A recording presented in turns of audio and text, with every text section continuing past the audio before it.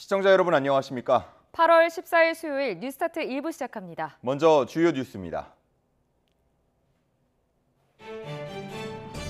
어제 서울 기온이 36.4도까지 치솟으며 5년 만에 8월 최고 더위를 기록했습니다. 무더위가 이어지는 가운데 올해 들어 온열 질환으로 응급실을 찾은 환자는 2,400명을 넘었습니다. 최근 급속한 증가세를 보이는 코로나19 유행이 이달 말 최고조에 이를 거란 전망이 나왔습니다. 격리 의무가 없는 데다 개학 시기도 겹쳐 확산세가 가속화할 거란 우려가 커지고 있습니다. 복권 여부를 놓고 논란이 일었던 김경수 전 경남지사의 복권이 확정됐습니다. 김 전 지사는 복권에 반대한 사람들의 뜻도 헤아리겠다며 사회에 보탬이 될 역할을 고민하겠다고 밝혔습니다. 김영석 독립기념관장의 사퇴를 요구하는 광복회가 정부가 여는 광복절 경축식에 불참하겠다는 뜻을 고수하고 있습니다. 이에 대해 대통령실은 임명 철회는 없다며 정면 대응 방침을 밝혀 이번 광복절 행사는 반쪽으로 열릴 가능성이 커졌습니다. 인천 청라 지하주차장 화재 발생 12일 만에 벤츠가 배터리 제조사 정보를 공개했습니다. 불이 난 차량에 장착된 중국 파라시스 제품은 모두 5개 모델에 쓰인 것으로 드러났습니다. 렌터카 업체 직원이 고객의 사고 차량을 옮겨주면서 시속 190km까지 난폭 운전하는 장면이 차량 블랙박스에 포착됐습니다. 차주는 사고 차량을 맡겼다가 더 큰 사고가 날 뻔했다며 분통을 터뜨렸습니다. 전국 대부분 지역에 폭염특보가 발효된 가운데 말복을 앞두고 무더위가 절정을 보이면서 전국 온열 질환자가 2,400명을 넘어섰습니다. 질병관리청은 그제 하루 온열 질환으로 응급실을 찾은 환자가 102명 더 늘어 누적 환자 수가 2,407명을 기록했다고 밝혔습니다. 온열 질환자 10명 가운데 8명 가까이가 남성이었고 65세 이상 고령층 비중은 31.9%로 나타났습니다. 방학과 휴가철이 끝나는 이번 달 하순에 코로나19 확산이 절정에 이를 수 있다는 전망이 나왔습니다. 홍정일 질병관리청 감염병 정책국장은 어제 한 라디오 방송에서 사람들이 다시 모이는 행동 변화가 유행에 영향을 미칠 수 있다고 밝히고 일반 호흡기 감염병처럼 휴식하고 일반 감기약을 먹어도 된다며 중증 가능성이 큰 고위험군에만 치료제를 처방하도록 권고하고 있다고 말했습니다. 광복절을 앞두고 복권이 결정된 김경수 전 경남도지사는 더 성찰하는 시간을 보내며 우리 사회를 위해 보탬이 될 수 있는 역할이 무엇인지 잘 고민하겠다고 밝혔습니다. 김 전 지사는 SNS에 글을 올려 많은 분께 심려를 끼쳐 다시 한번 진심으로 송구하다며 이같이 적었습니다. 이어 걸어온 길을 돌아보고 복권을 반대했던 분들의 비판에 담긴 뜻도 잘 헤아리겠다고 덧붙였습니다. 김영석 신임 독립기념관장의 역사관에 대한 논란이 이어지는 가운데 독립운동가 기념단체인 광복회가 김 관장의 임명 철회를 촉구하고 나섰습니다. 광복회는 어제 서울 용산 전쟁기념관 앞에서 집회를 열고 김 관장의 역사관을 비판했습니다. 단체는 김 관장이 건국 시점을 1948년으로 인식한다며 이는 일제해방보다 정부 수립을 중요하게 생각하는 뉴라이트의 논리와 맞닿아 있다고 지적했습니다. 그러면서 김 관장 임명을 취소하지 않으면 광복회는 정부가 여는 광복절 기념식에 참석하지 않겠다고 말했습니다. 이와 관련해 대통령실은 김영석 독립기념관장의 임명 철회는 없다고 거듭 밝혔습니다. 여권 핵심 관계자는 어제 YTN과의 통화에서 윤석열 대통령은 임원추천위원회를 거쳐 1순위로 추천된 김 관장을 임명한 것이라며 이같이 말했습니다. 이어 윤 대통령은 김영석 독립기념관장과 일면식도 없다며 자신이 추천한 사람이 탈락한 것에 대한 이종찬 광복회장의 목리라고 비판했습니다. 윤 대통령은 최근 참모들에게 먹고 살기 힘든 국민에게 건국절 논쟁이 무슨 의미가 있겠느냐며 답답함을 토로한 것으로 알려졌습니다. 네, 현대, 기아차, BMW에 이어 메르세데스 벤츠 코리아가 전기차 배터리 제조사를 밝혔습니다. 벤츠 코리아는 어제 자사 홈페이지에 전기차 16개 차종의 배터리 제조사를 공개했습니다. EQE 350 플러스, EQS 350 등 5개 차종에 파라시스 배터리가 탑재됐고 마이바흐 EQS 680 SUV 등 8개 차종엔 중국 CATL 배터리가 장착됐습니다. 벤츠 코리아는 소비자와 시장의 요구에 따라 정보 공개를 결정했다고 밝혔습니다.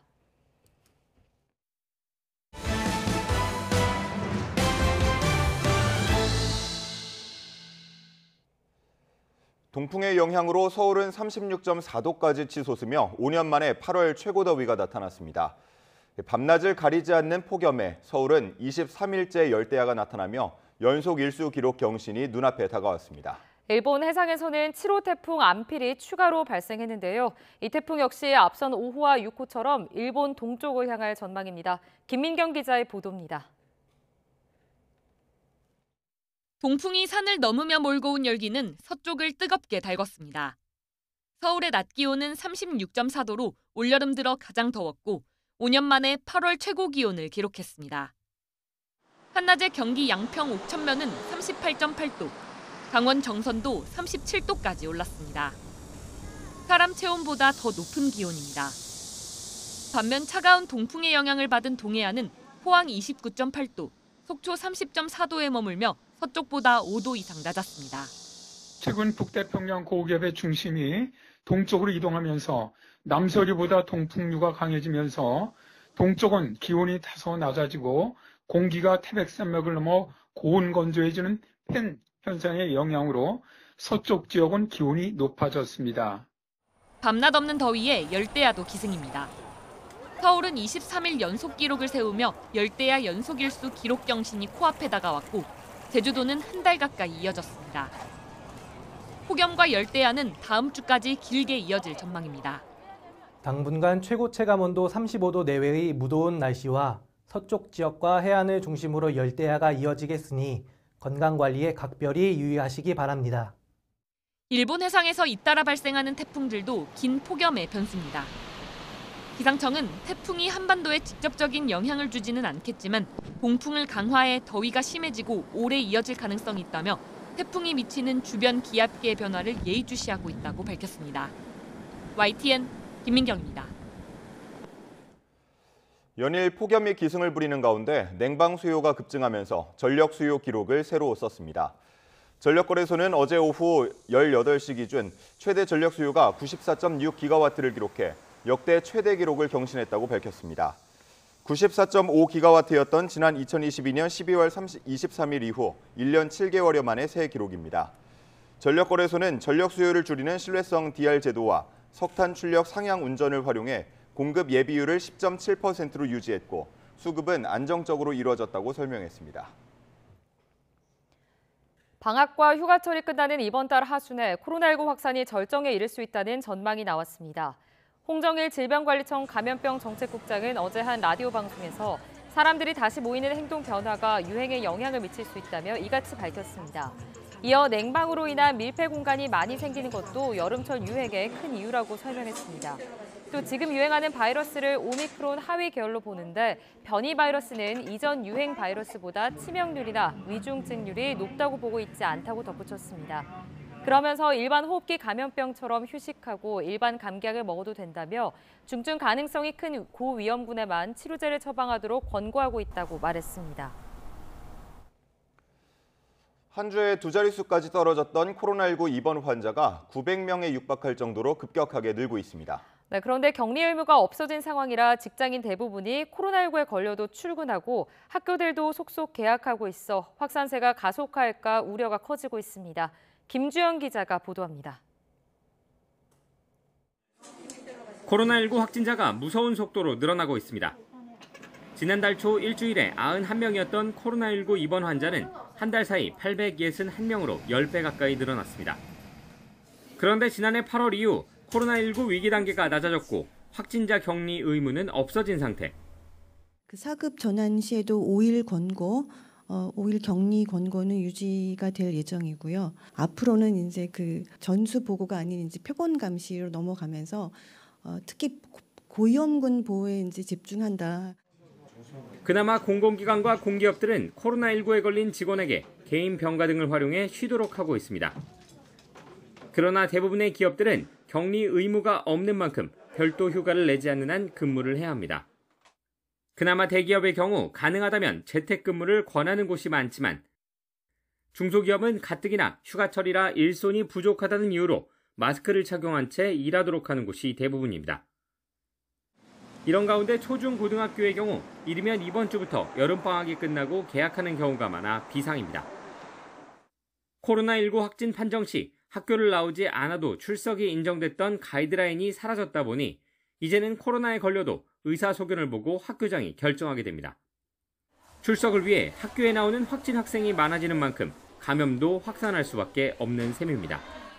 모든 호흡기감염병은 계절적 영향도 있고 사람의 행동 변화에도 영향을 미치기 때문에 여름철 유행 이런 것이 일어날 수 있는데 방학이 끝난다, 사람들이 다시 모인다 이런 것이 영향을 미칠 수 있고 하지만 보건당국은 아직 감염병 위기 단계를 올리거나 방역 지침을 강화할 상황은 아니라고 보고 개인 방역 지침 준수를 강조하고 있습니다. YTN 김주영입니다. 렌터카 업체 직원이 고객의 사고 차량을 옮겨주면서 난폭 운전을 한 장면이 차량 블랙박스에 포착됐습니다. 차선을 2개씩 넘나들고 급하게 끼어드는 건 물론 최고 시속 190km로 폭주하는 모습이 영상에 찍힌 건데요. 차주는 사고 차량을 맡겼다가 더 큰 사고가 날 뻔했다며 분통을 터뜨렸습니다. 정현우 기자의 보도입니다. 쿵쾅거리는 음악을 틀고 쏜살같이 달리는 승용차. 차선을 확확 바꿔 달리는 차 사이 좁은 틈을 비집고 들어갑니다. 한 번에 2개 차선을 넘어가기도 하고 차선 변경이 금지된 터널 안에서도 차선을 바꿔가며 달립니다. 마치 자동차 경주를 하듯 즐기는 것 같더니 돌발 상황에 순간 겁이 났는지 욕설을 내뱉기도 하고 위태로운 질주에 차량 경고음도 수시로 울려댑니다.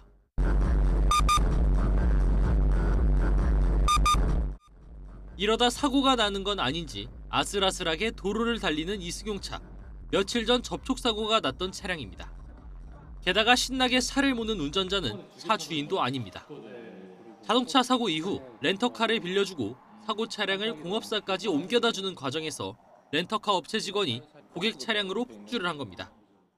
이런 사실을 까맣게 모르고 있던 차량 주인은 뒤늦게 차량과 연동된 스마트폰 어플리케이션을 보고 알게 됐습니다.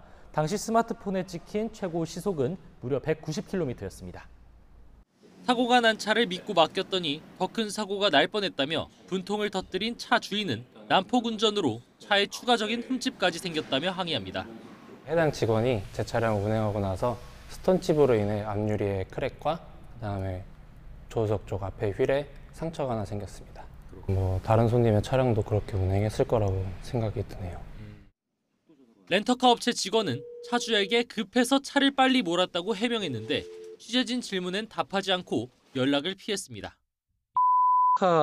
렌터카 운전자 맞으시죠? 네.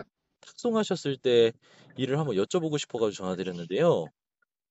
업체 역시 취재진이 24시간 상담 전화로 연락하거나 문자로 질의해도 전혀 응답하지 않다가 어렵게 통화가 됐지만 모르는 내용이라며 취재에 응하지 않겠다는 입장을 전했습니다.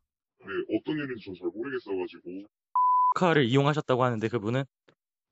고객님한테 잘 말씀해 보시는 게. 취재를 이렇게 말씀을 드리지만 응하시지 않겠다 이런 말씀이세요? 지금 응할 필요가 없죠. 사고 차량 주인은 렌터카 업체의 교통법규 위반 사실을 안전신문고에 신고했습니다. 차주는 처분 결과를 기다리면서 차량 피해에 대한 손해배상 청구도 검토할 계획입니다. YTN 정현우입니다. 오늘 새벽 1시 10분쯤 경기 안산시 영동고속도로 인천 방면 안산휴게소 인근에서 화물차가 앞에 있던 또 다른 화물차를 들이받았습니다. 사고를 낸 화물차 운전자가 다쳐 병원에 옮겨졌는데 생명에 지장은 없는 것으로 파악됐습니다. 경찰은 음주운전은 아니었던 것으로 보고 정확한 사고 원인을 조사하고 있습니다. 어젯밤 11시 35분쯤 전남 여수시 안산동 선소대교 인근 바다에 정박해 있던 배에서 불이 났습니다. 당시 배가 비어있어 다친 사람은 없었지만 1.5톤 규모의 어선 등 3척이 모두 불에 탔습니다. 해경과 소방당국은 정확한 화재 원인을 조사하고 있습니다. 주차 방식에 불만을 품고 차량 2대를 부순 혐의를 받는 60대 남성이 검찰에 넘겨졌습니다. 인천 미추홀경찰서는 최근 특수재물 손괴 혐의로 60대 남성 A씨를 송치했습니다. A씨는 6월 19일 밤 8시 40분쯤 인천시 미추홀구 길가에 주차된 차량의 와이퍼를 떼어내 앞유리를 내려치는 등 2대를 파손한 혐의를 받습니다. A씨는 당시 술에 취한 상태로 주차 방식에 불만을 가져 범행한 것으로 조사됐습니다. 대전에서 건널목을 지나던 20대가 SUV에 치여 숨졌습니다. 가해 차량에 탄 3명은 모두 술을 마신 게 확인됐는데 아무도 운전하지 않았다고 주장하는 황당한 상황입니다. 대구에서는 30대가 만취 상태에서 운전을 하다가 다른 차를 들이받고 도망쳤다 붙잡혔습니다. 김근우 기자가 보도합니다. 새벽 2시가 조금 넘은 시각, 불빛이 번쩍하더니 승용차가 주차된 버스를 들이받습니다. 충격이 얼마나 컸던지 버스가 튕겨나가고 승용차는 뒤집혔습니다. 앞서 이 차는 건널목을 지나던 20대 남성을 치었고 피해자는 그 자리에서 숨졌습니다. 차에 타고 있던 사람은 모두 3명. 한국인 남성과 캄보디아 국적 남성이 다쳐 병원으로 옮겨졌고 역시 캄보디아 국적인 다른 한 명은 사고 직후 도망쳤다가 붙잡혔습니다. 측정 결과 3명 모두 술을 마신 상태. 2명은 면허 취소 수준입니다. 하지만 음주운전으로 사람을 숨지게 하고도 3명 모두 자신이 운전하지 않았다고 주장합니다. 경찰은 운전자를 피의자를 특정하기 위해서 이제 현재 CCTV라든지 블랙박스, 그다음에 술 마신 장소라든지 이런 부분들의 수사력을 집중하고 있는 그런 상황입니다. 야심한 시각 사거리에서 차 한 대가 신호를 기다립니다. 옆 도로를 달리던 승용차가 쏜살같이 중앙선을 넘더니 그대로 들이받습니다. 사고를 낸 차는 곧바로 굉음을 내며 도망칩니다. 차 부딪히고 차 한 대 도망가고 지금 여기 뺑소니 차 한 대 지나갔거든요. 출동하겠습니다. 신고를 받고 출동한 경찰이 인근 도로를 모두 차단한 끝에 운전자 30대 A씨를 2분 만에 붙잡았습니다. 역주로 방향 중에 이제 그쪽 골목으로 들어올 수 있는 길이 있거든요. 이제 그 차가 엄청 빠르게 달려오는 게 보여서 제가 그걸 이제 충격을 각오하고 꼭 잡아야 되겠다라고 생각하면서 이제 도주를 차단하게 된 겁니다. 측정 결과 운전자의 혈중 알코올 농도는 0.131%, 만취 상태였습니다. YTN 김근우입니다. 한 줄 뉴스입니다. 현업에 복귀한 삼성전자 노조가 내일부터 18일까지 광복절 샌드위치 연휴 동안 다시 한번 파업에 돌입합니다. 전국 삼성전자 노동조합은 유튜브 라이브 방송에서 이 기간 파업에 돌입하면 사무직 직원들이 생산 라인으로 지원을 나올 수 없다며 짧은 기간 사측에 데미지를 줄 수 있다고 이유를 밝혔습니다. 그제 경기 안성시 한우 농가에서 올해 처음으로 럼피스킨이 확진된 가운데 정부가 방역 조치를 강화하고 있습니다. 농림축산식품부는 럼피스킨 확진 판정을 받은 소 6마리를 살처분하고 소독과 역학조사를 진행했고 경기 화성과 평택, 충북 음성 등 인접한 10개 시군을 대상으로 오늘 밤 8시까지 일시 이동 중지 명령을 내렸습니다. 정부가 내년부터 서울, 경기 등 지방자치단체의 의견 수렴을 거쳐 공동주택 공시가격을 산정하기로 했습니다. 서울을 중심으로 수도권 집값이 들썩이면서 정부가 어제부터 아파트값 담합과 같은 이상 거래에 대한 기획조사에 돌입했습니다. 서울 강남 3구와 마포, 용산, 성동구, 이른바 마용성 지역에서의 이상 거래 조사를 시작으로 1기 신도시를 포함한 수도권 전 지역으로 점검 대상을 확대할 예정입니다. 공인중개사들이 등록한 매매, 임차 계약서 등을 바탕으로 실시간 부동산 거래 정보 등을 확인할 수 있는 통계 시스템이 구축됐다고 공인중개사협회가 밝혔습니다. 가계대출 급증세가 이어지면서 은행권이 주택담보대출 금리를 또 인상하기로 했습니다. 우리은행은 20일부터 대면 주택담보대출 금리를 0.3%포인트 올리고 NH농협은행도 오늘부터 0.3%포인트 올립니다. 강만수 전 기획재정부 장관이 종합부동산세와 상속세는 폐지해야 한다고 말했습니다. 강 전 장관은 자신의 북콘서트에서 종부세는 세금이라는 이름을 빌린 정치폭력이라면서 인류사에 없었던 세금이고 태어나지 말았어야 할 세금이라고 비판했습니다. 배달 플랫폼과 자영업자 단체 등으로 구성된 배달앱 상생협의체가 2차 회의를 열고 수수료 부담 완화 방안 등 앞으로 논의할 주제를 선정했습니다. 지금까지 한 줄 뉴스였습니다. 네, YTN 취재진이 만난 교제폭력 피해자들은 폭력이 이어져도 쉽게 관계를 끊지 못하고 가해자가 감옥에 가도 불안함에서 헤어나지 못했습니다. 피해자들이 교제폭력의 덫에서 벗어날 수 있도록 교제폭력 처벌법을 따로 만들어야 한다는 목소리가 높습니다. 윤태인 기자가 전해드립니다. 전 남자친구에게 결별을 선언했다 교제폭력에 시달린 A씨는 오히려 피해자 행세라는 가해자의 말에 마음이 흔들려 다시 만남을 가졌다 결국 후회했습니다. 너랑 헤어지고 나서 옥상에서 뛰어내리려던 거 다른 친구들이 막았다 이런 얘기도 하고 진짜 자살하면 어떡하지? 그러면은 나 죄책감 때문에 정말 힘들 것 같은데 이런 불안감이랑 무서움이 들었어요. 전 애인에게 죽임을 당할 뻔한 B씨는 가해자가 징역 15년형을 선고받았지만 언젠간 다시 찾아와 안 갚음할지도 모른다는 두려움에 떨고 있습니다. 얘가 법인 오셨고 그런 게 무서웠을 것 같으면 지금 찾아왔을까? 나는 법당이 무섭지 않아 이러더라고요.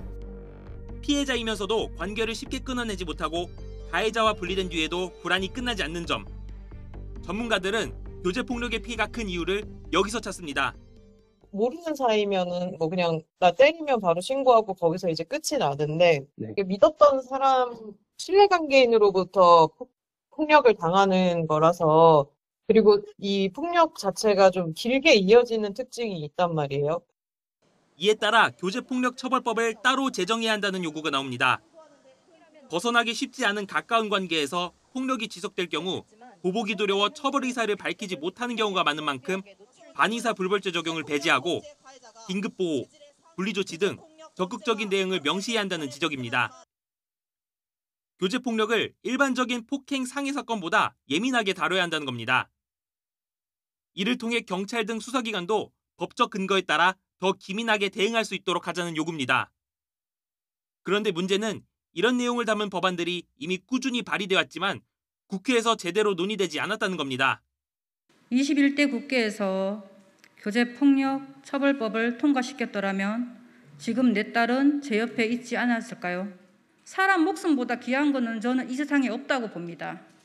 하루빨리 이 법안을 통과시켜 주셨으면 좋겠습니다. 교제폭력 사건은 해마다 꾸준히 늘어 올해 1월부터 넉 달 동안 검거된 경우만 4,000명을 훌쩍 넘겼습니다.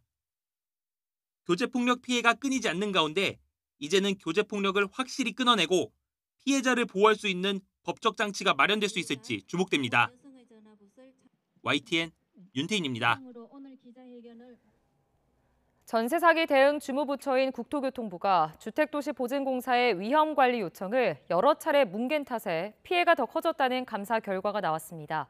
주택도시보증공사 허그 역시 악성 임대인에 대한 보증보험 가입 거부 조치를 제대로 하지 않은 것으로 드러났습니다. 김대겸 기자가 취재했습니다.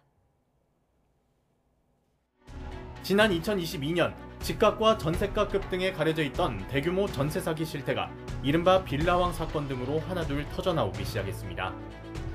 감당이 안 될 정도로 불어나는 피해자 숫자에 안전핀 역할을 해줘야 할 전세보증보험도 사실상 제 역할을 하지 못했습니다. 저는 서울서부관리센터에 하루에 전화를 80통을 넣고 있습니다. 매일도 하루에 10통을 넘게 넣고 있는데요. 단 한 번도 연락이 된 적이 없습니다.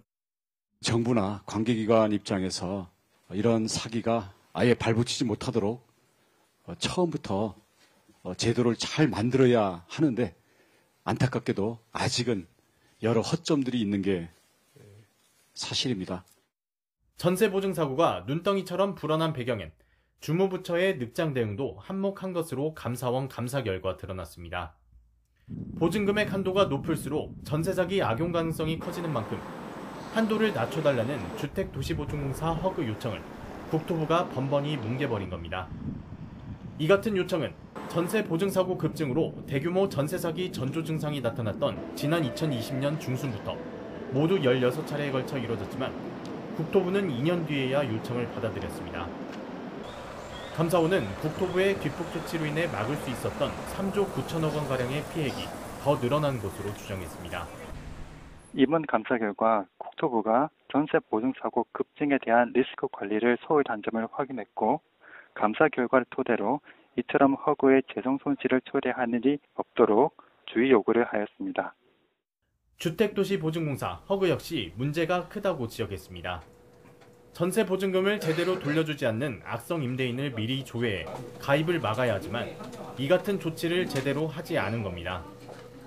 감사원 조사 결과 최근 3년 동안 악성 임대인 상위 10명은 무려 4,500여 건, 8,900억 원대 전세보증보험에 가입해 대규모 피해를 일으켰던 것으로 조사됐습니다. 그 결과 주택도시보증공사는 이들 악성 임대인 10명이 갚지 않은 7천억 원이 넘는 전세 사기 금액을 대신 갚아준 것으로 파악됐습니다. YTN 김대경입니다. 새만금 세계 잼버리가 파행으로 마무리된 지 1년이 지났습니다. 행사 준비 과정에서 외유성 출장 의혹을 비롯한 여러 예산 낭비 의혹이 제기됐는데요. 전북 부안군 축제 담당 부서가 이달 말 또 이탈리아 출장을 가는데 오페라 관람이나 와인 양조장 방문 같은 외유성 일정이 다수 포함된 것으로 확인됐습니다. 김민성 기자의 보도입니다. 부안군 축제팀의 공무국외 출장 계획서입니다. 출장 목적은 지역 대표 축제 성장을 위한 해외 선진지 견학. 팀 전체 공무원 6명이 가고 모두 부안군 예산을 사용합니다. 축제 실무진의 기획 역량을 강화하기 위해 체험 기회를 제공한다는 취지입니다. 출장 계획은 공무원들이 직접 꾸렸다는데 관광지 방문 일색입니다. 7박 8일 동안 이탈리아 로마와 바티칸, 피렌체, 베로나를 아우르는 일정, 유명 성당, 박물관에 더해 도시 야경을 구경합니다. 와인 양조장과 오페라 공연 관람 일정도 잡아놨습니다. 지역 축제를 주관하는 이탈리아 현지 당국이나 기관과의 만남 같은 공식 일정은 단 한 건도 없습니다. 해당 부서에선 외유성 출장이 아니라고 합니다. 공무원 견문을 넓혀 지역 축제를 개선하기 위한 출장이라며 간부 없이 최소한의 실무진만 보내기로 했다고 해명했습니다. 결국 외유가 아닌 업무의 연장이란 해명인데 혈세를 내는 국민 눈높이에도 맞는 출장일지 석연치 않습니다. YTN 김민성입니다. 일명 마루타 실험으로 악명 높은 일본 731 부대의 14살 소년병이 80년 만에 중국을 방문했습니다. 당시 목격했던 만행을 생생히 증언하며 일본 정부를 대신해 희생자들에게 사죄를 표시했습니다. 베이징 강정규 특파원입니다. 중국 하얼빈에 있는 731 부대 유적지. 94살 백발 노옹이 비석 앞에서 두 손을 모아 고개를 숙입니다. 1945년 14살 소년병에 차출됐던 시미즈 히데오가 80년 만에 생체 실험 현장을 다시 찾은 겁니다. 희생자들에게 참회의 뜻을 밝힌 히데오는 당시 목격했던 만행을 생생히 증언했습니다. 子供なんかもうお腹に入ったまんま標本になってましたから 세균 무기 개발 명목으로 산 사람을 잡아서 반인륜적 의학 실험을 자행했던 731 부대. 패전 직전엔 증거인멸을 위해 시설을 폭파하고 인체 실험 대상인 마루타들을 집단 학살했습니다. 이런 전쟁 범죄에 넉 달 동안 가담했던 히데오는 오랜 침묵을 깨고 2015년부터 입을 열었습니다. 그리고 생전 마지막 여정이 될지 모를 이번 중국행에 일본 의학계에서 20여 명이 동행했습니다. 悲惨なことが忘れられてまた同じようなことがね繰り返しかねないようななんか嫌な 중국 관영 매체들도 생존한 731 부대원의 최후 행보일 가능성이 크다며 대대적으로 보도했습니다. 一部分有良知和有人性的原队员站出来讲述731部队的真相，这实属难得。 한국인 희생자들도 적지 않았던 731 부대 존재 자체를 일본 정부는 여전히 부정하고 있습니다. 베이징에서 YTN 강정규입니다. 부산과 일본 후쿠오카를 잇는 고속 여객선 퀸 비트로가 누수 사실을 숨긴 채 몇 달이나 운항을 계속했다고 일본 언론이 보도했습니다. 교도통신은 해당 여객선의 운영사인 일본 JR 큐슈 고속선이 선체 균열로 누수가 된다는 사실을 알고도 3개월 이상 이를 숨긴 채 운항을 계속했다고 전했습니다. 올해 2월 누수 사실을 확인했지만 5월까지 담당 부처인 국토교통성에 보고하지 않은 채 계속 운항했고 관련 데이터를 조작하거나 누수를 발견하는 센서의 위치를 옮기기도 한 것으로 드러났습니다. 마무드 아바스 팔레스타인 자치정부 수반이 팔레스타인 무장정파 하마스 정치 지도자 암살과 관련해 이란이 이르면 몇 시간 안에 이스라엘에 대한 보복을 결정할 수 있다고 말했습니다. 러시아를 방문 중인 아바스 수반은 러시아 관영 타스 통신 인터뷰에서 앞으로 며칠 또는 몇 시간 안에 결정이 내려질 수 있다고 주장했습니다. 아바스는 이어 팔레스타인은 전쟁을 원하지 않는다며 이스라엘과 하마스의 전쟁뿐 아니라 민간인과 여성, 아동의 희생에 반대한다는 입장을 거듭 강조했습니다. 러시아 본토 쿠르스크를 8일째 공격 중인 우크라이나가 러시아 영토를 점령할 의사는 없다며 평화에 동의하면 공격을 중단하겠다고 밝혔습니다.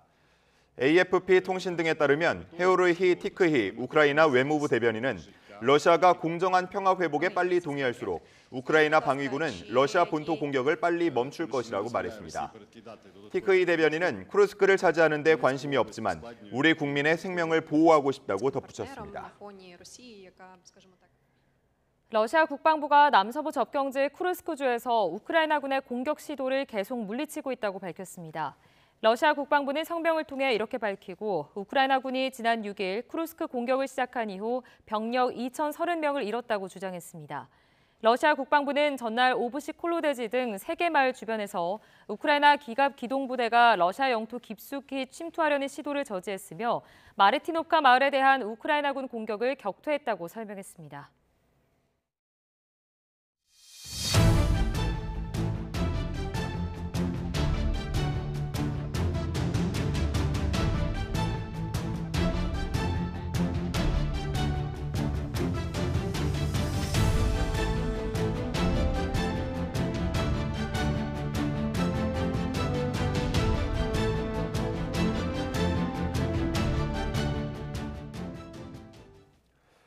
이른바 드루킹 댓글 조작 사건으로 기소됐던 김경수 전 경남도지사가 유죄 확정 3년 만에 복권됐습니다. 정부는 어제 정치인과 소상공인, 중소기업인 등 모두 1,219명에 대해 광복절 특별 사면을 단행한다고 밝혔습니다. 김 전 지사는 지난 2021년 드루킹 사건으로 대법원에서 징역 2년을 확정받고 이듬해 특별 사면됐지만 복권되지는 않았습니다. 또 원세훈 전 국정원장과 조현오 전 경찰청장을 비롯한 이명박 정부 인사들과 조윤선, 현기환, 안종범 전 수석 등 국정농단 사건으로 복역한 박근혜 정부 고위 관계자들도 복권됐습니다. 김경수 전 경남도지사는 더 성찰하는 시간을 보내며 우리 사회를 위해 보탬이 될 수 있는 역할이 무엇인지 잘 고민하겠다고 밝혔습니다. 김 전 지사는 SNS에 글을 올려 많은 분께 심려를 끼쳐 다시 한번 진심으로 송구하다며 이같이 적었습니다. 이어 걸어온 길을 돌아보고 복권을 반대했던 분들의 비판에 담긴 뜻도 잘 헤아리겠다고 덧붙였습니다. 더불어민주당 이재명 당대표 후보는 김경수 전 경남도지사의 복권을 당원들과 함께 진심으로 환영한다고 밝혔습니다. 이 후보는 김 전 지사를 포함한 광복절 특별사면 복권 대상자가 발표되자 SNS에 이같이 적었습니다. 이어 국민과 민주당을 위해 김 전 지사가 앞으로 더 큰 역할을 해주기를 기대한다고 덧붙였습니다. 김 전 지사의 복권이 확정되자 여권에서 대체로 사면권을 행사한 대통령의 뜻을 존중한다는 반응을 내놨습니다. 네, 다만 한동훈 대표는 공감하기 어려운 분들이 많을 듯하다면서 복권 반대의 뜻을 감추려 하진 않았습니다. 강민경 기자가 정리했습니다. 친윤계로 분류되는 추경호 원내대표는 김경수 전 경남도지사 복권을 결정한 대통령의 뜻을 존중하고 수용한다는 입장을 냈습니다. 김 전 지사가 연루된 드루킹 사건은 중대한 범죄지만 대통령이 고심 끝에 김 전 지사 복권을 결정했으니 받아들여야 한다는 겁니다. 정치화, 국민 통합 차원에서 김경수 지사의 아마 복권을 결정하시지 않나 이렇게 생각하고 저는 그런 측면에서 대통령의 통치 행위로 저는 존중돼야 되고. 윤상현 의원도 과거 사면 복권 사례를 거론한 뒤 이분법적 사고가 아닌 역지사지의 자세로 더는 당내 갈등으로 비화해선 안 된다고 촉구했습니다. 대통령실에 여러 경로로 반대 의사를 전해온 것으로 알려진 한동훈 대표는 더는 언급하지 않겠다며 말을 아꼈습니다. 이미 결정된 것이니 제가 더 이상 언급하지는 않겠습니다. 대통령의 고유 권한을 좀 존중하신다 이런 의미로 해석해도 괜찮을까요? 제가 말씀 이미 드린 대로 해석하시면 될 것 같은데요. 그러면서도 못내 아쉬움을 드러내려는 듯 뼈 있는 말을 남겼습니다. 알려진 바와 같이 공감하기 어렵다라고 생각하시는 분들이 많을 것 같습니다. 대통령의 고유 권한인 사면권 행사를 존중하지만 다수 당원과 지지층 그리고 자신의 생각은 대통령실과 다르다는 뜻을 굽히진 않은 겁니다. 친한계에서는 국민 눈높이를 계속 강조하고 있는데 한 대표가 앞으로도 대통령실과의 차별화를 꾀할 가능성이 적지 않다는 해석이 나오는 이유입니다. 그 당원들의 목소리를 반영하지 않는 정치가 있을 수 있겠습니까? 국민의 뜻에, 국민의 눈높이에 맞춰서 가는 게 옳다 이렇게 생각을 합니다. 복권 결정 이후에는 한 대표가 자신 뜻을 밝힐 명분도 실리도 없는 만큼 김 전 지사를 둘러싼 여권 내 갈등은 일단 수그러들 것으로 보입니다. 다만 대통령실과 여당 대표 간 의견 불일치가 거듭 수면 위로 드러날 경우 당정 갈등은 언제든 다시 불이 붙을 가능성이 적지 않은 상황입니다. YTN 강민경입니다. 나흘 앞으로 다가온 더불어민주당 전당대회는 이재명 전 대표 이름을 팔아 이용하는 이른바 명파리 무리를 잘라내겠다는 정봉주 최고위원 후보의 발언으로 시끄러워지는 분위기입니다. 경쟁 후보와 일부 당원들의 비판이 쏟아졌는데 정 후보는 이 전 대표에 대한 애정을 곡해하지 말라고 반박했습니다. 나혜인 기자입니다.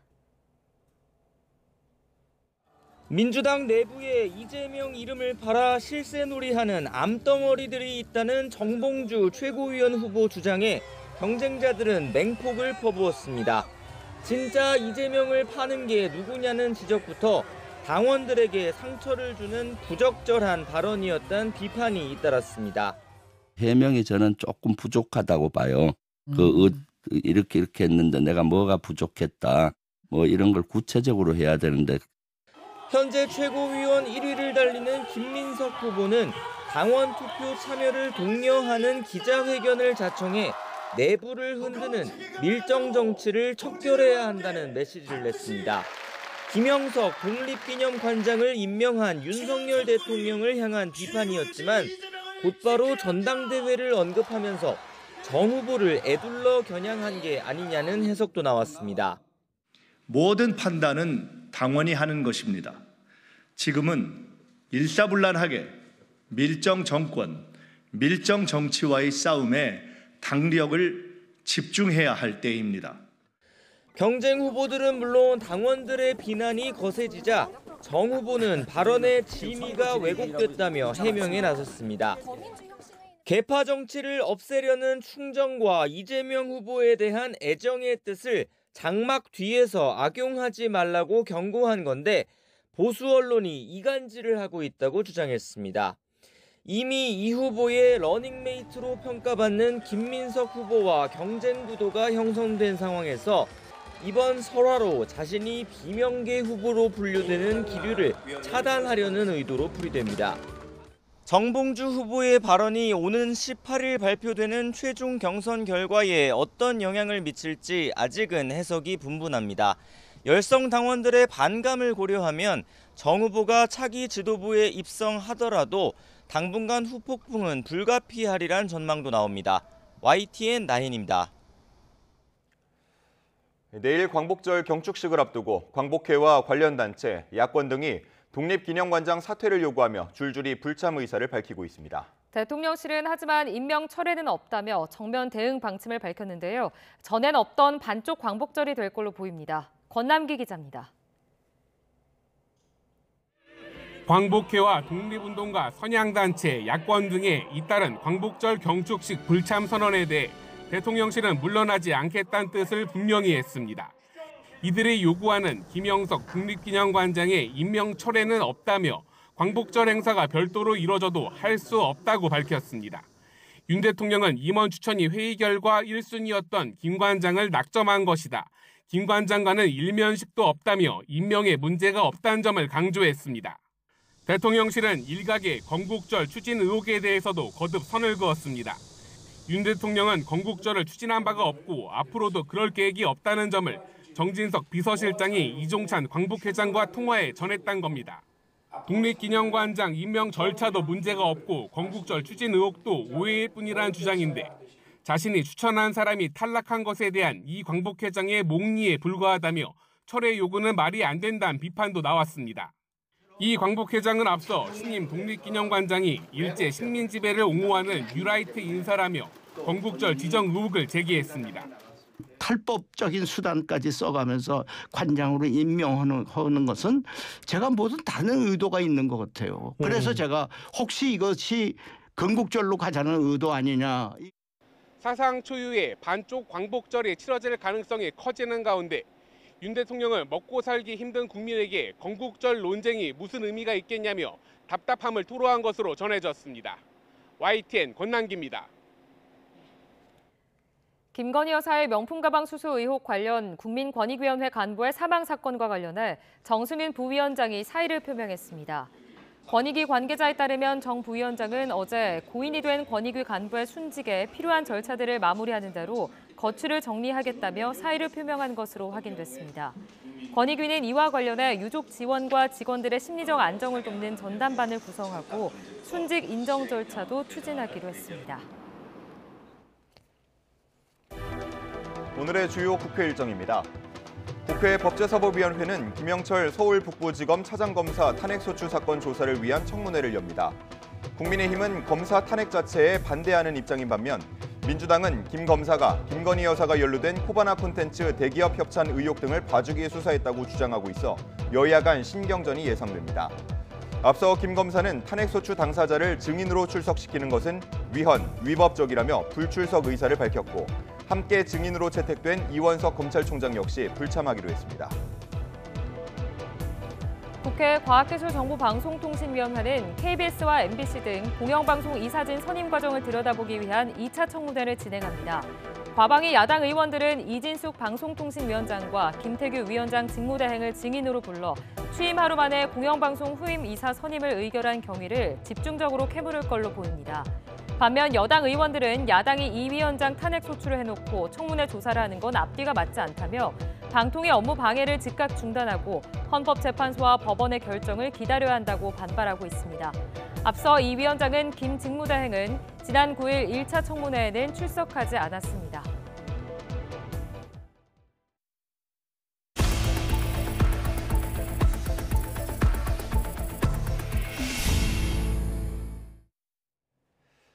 발달장애인들이 사법 절차에서 겪는 어려움을 연속 보도하는 순서입니다.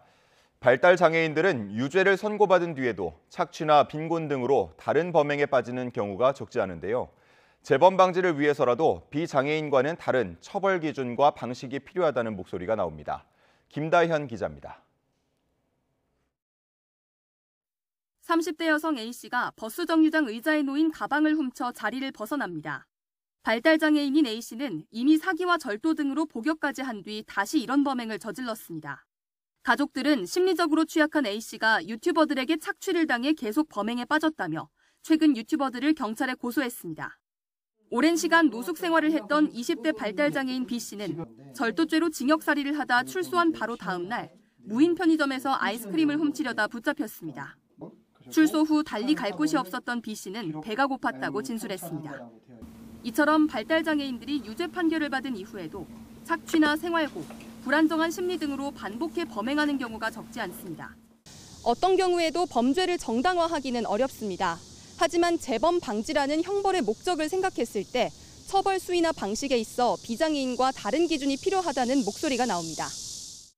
전문가들은 재판 과정에서부터 법관이 발달장애의 정도, 범행 동기, 고의 여부 등을 정확히 파악할 수 있게 섬세하게 심리를 진행하는 게 중요하다고 지적합니다.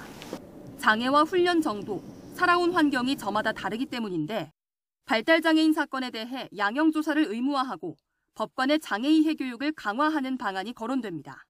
또 형을 선고할 때 재범 방지를 위한 의무교육 이수를 함께 명령해야 한다는 의견도 있습니다. 범죄 행위를 인식시키고 그리고 또 반복적으로 훈련하는 것이 그들에게 매우 필요할 것으로 보입니다. 다만 단순히 장애를 이유로 형을 면제하거나 낮춰주는 건 범죄 피해자들에게 또 다른 상처로 남을 수 있는 만큼 공론화를 통해 적절한 양형 기준을 마련해야 할 것으로 보입니다. YTN 김다현입니다. 차 트렁크에 아기를 방치해 숨지게 하고 시신을 유기한 친부모가 실형을 선고받았습니다. 수원지방법원은 살인, 시체 유기 등의 혐의를 받는 30대 친모 A씨와 40대 친부 B씨에게 각각 징역 6년과 징역 8년을 선고했습니다. 이들 부부는 지난 1월 태어난 지 열흘 지난 아기를 차 트렁크에 방치해 숨지게 하고 같은 달 경기 화성시에 있는 해변에 시신을 유기한 혐의로 재판에 넘겨졌습니다. 7년간 공금 수억 원을 빼돌린 혐의로 청주시청 공무원이 재판에 넘겨졌습니다. 청주지방검찰청은 업무상 횡령과 공문서 위조 등의 혐의로 청주시청 6급 공무원 A씨를 구속 기소했습니다. A씨는 학생 근로활동사업과 북한 이탈 주민 정착 지원 사업 업무 등을 담당하면서 7년간 청주시 예산 6억 원가량을 빼돌린 혐의를 받고 있습니다. 8월 14일 수요일 미리 보는 오늘입니다. 경찰이 8.15 광복절을 맞아 오늘부터 이틀 동안 폭주족이 나타날 만한 주요 장소를 순찰하고 단속하겠다고 밝혔습니다. 경찰은 폭주족이 나타날 경우 예상 진행로에 순찰차를 미리 배치해 폭주 행위를 조기에 차단하겠다고 덧붙였습니다. 택배 업체들이 종사자의 휴식 보장을 위한 택배 쉬는 날을 맞아 이틀 동안 배송을 멈춥니다. CJ 대한통운과 한진, 롯데글로벌로지스, 우체국 소포 로젠택배는 택배 쉬는 날인 오늘부터 광복절인 내일까지 배송을 중단한다고 밝혔습니다. 벤츠코리아가 오늘부터 전국 75개 공식 서비스 센터에서 벤츠 전기차 무상 점검을 시작합니다. 현대차와 기아는 지난주부터 전기차 모든 차종을 대상으로 9개 항목에 대한 검사를 진행하고 있습니다. 정부는 어제 관계부처 차관회의를 열고 전기차 소유주의 불안감을 줄일 수 있도록 제작사의 전기차 특별 무상 점검과 함께 배터리 정보 공개를 권고하기로 했다고 밝혔습니다. 앞으로 공항 활주로와 주기장 등에서 안전관리 기준 위반이 적발되면 종사자 개인만이 아닌 공항, 항공사 등 소속 법인도 과태료 부과 대상이 됩니다. 국토교통부는 오늘부터 공항 내 지상 안전사고 예방을 강화하고 공항 주변 불법 드론 퇴치를 지원하는 내용을 담은 개정 공항시설법과 시행령 등이 시행된다고 밝혔습니다. 보험 사기 알선과 유인, 권유, 광고를 엄중하게 처벌하고 금융당국 조사 권한을 강화한 보험 사기 방지 특별법이 오늘부터 시행되는데요. 법을 위반하면 10년 이하의 징역이나 5천만 원 이하의 벌금에 처할 수 있습니다. 지금까지 미리 보는 오늘이었습니다. 우리나라 국가유산 가운데 60%는 불교 유산입니다. 특히 천년고찰의 울창한 경관 숲을 빼놓을 수 없는데요. 국가유산청이 이런 불교 자연유산을 기후변화 대응과 지역 소멸 예방에 적극 활용하기로 했습니다. 김범환 기자가 보도합니다. 100대의 불교를 전한 인도의 고승, 마라난타가 창건한 것으로 알려진 사찰입니다. 울창한 편백과 비자나무 숲길을 한가로이 거닐다 보면 불볕 더위도 저만치 물러갑니다. This place is really good for the international student as it consists of a very good natural place and it can be a place for refreshment and enjoyment. 국가유산청이 사찰이 품은 천혜의 경관숲을 자연유산의 향유 확대에 본격적으로 활용하기로 했습니다. 먼저 불교 자연유산을 새로 확대해 지정해 기후 위기에 대응하고 명품숲 30곳을 선정해 상호주의 문화 가정에 체험 기회를 주는 등 지역 소멸 위기에 맞섭니다. 1100억 화신 석가모니 부처님 승좌하신 대웅전. 체험객들이 사찰의 경관숲에서 시를 지어 읊조리고 영상 등을 통해 자연유산의 가치를 마음껏 누릴 수 있도록 한다는 겁니다.